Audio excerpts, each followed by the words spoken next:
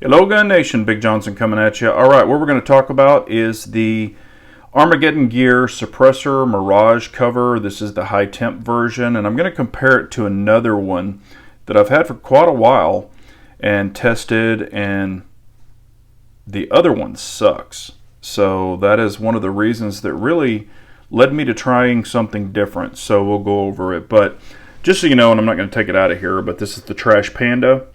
So it is a 30 cal can, 762 chambering. So, but there it is right there. So, and this, I did choose to get this in the black multicam.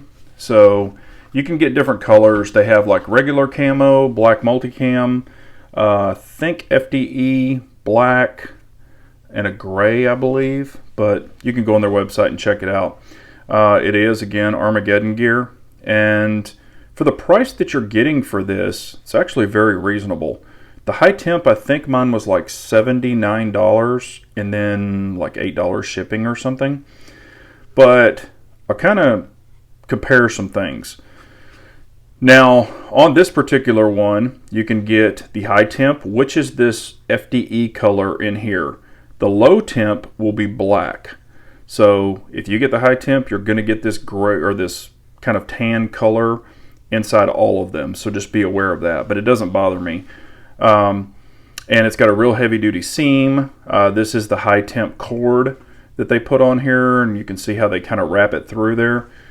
There's some of these covers that are like $250 and $210, and I was like, no, I don't know if I want to go. I kind of wanted to just try some. If that's what I ended up going to, so be it.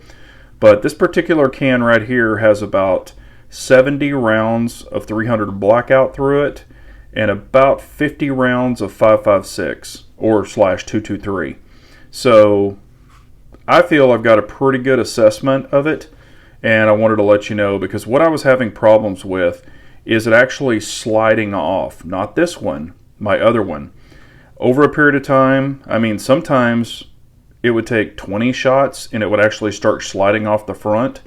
No matter how tight I tightened it, or, I mean, it started getting worse. So then it would come down to, gosh, like 10 rounds, and it would start sliding off. And I mean, I was cranking that thing down. This one's really super easy to put on. You just push this little QD thing, slide it off. I've got it all set up, so I don't really want to do that. And it basically tells you to put it here, and you'll see this kind of looks different. It doesn't affect screwing it on, so please don't worry about that. It's just the way it looks. So you've got this weird seam. It looks thicker over here. But when you actually put this on the back and you cinch this back part down and then run it up the front, and you've got this right here, and then you just tighten these. You just kind of pull them and tighten them, and then you just put your loop under there. It'll hang down. So that's the way I've done mine, and it's worked great. So I've got all those rounds through it. This thing has not moved not once, because it's so locked down on the back, and it's kind of cinched up on the front. But naturally, you're going to have these walk towards the front. So if it's cinched down like that in the back, you're not going to have any problems with it. I haven't yet, and I was having problems right off the bat with this other one, and I've had this other one for quite a while. I'll show you. But am I happy with it? Yes. It is made in America. No issues there. And the neat thing about it, when you go on their website and you're looking at these, they have a little drop-down menu, and they'll ask, what kind of suppressor do you have? And I put Q, and then it'll say, what's the brand of the suppressor? I put Q. What model is it? I put Trash Panda. All of that. I didn't have to put the inches and the length and all that. So this was actually custom made, or they already had all the measurements for the Q Trash Panda and many others that were shown in there. So I thought that was pretty badass. So you're kind of getting a custom suppressor cover for your suppressor that goes with your suppressor, because this is a 1.75. So some of them are 1.5, etc. So this one's a little different. But am I happy with it? Do I recommend it? So far, yes. And I've shot, like I said, I've shot that amount through it, but I was already noticing problems with the other one. Now let's kind of do a little comparison. So what's the difference? Well, this one you have all the cord. You can actually tighten down the back, cinch it up at the rear so it doesn't move forward. Here's my other one. This is, a Suppressor Co. brand, but it's actually made by Coltac. That's who makes these suppressor covers for them. You can see here I do have the high temp sleeve, so this one is the high temp also, and you cinch it down. So you cinch it down. I would have it so freaking tight. I mean, I couldn't tighten it anymore or I was going to rip these damn straps off.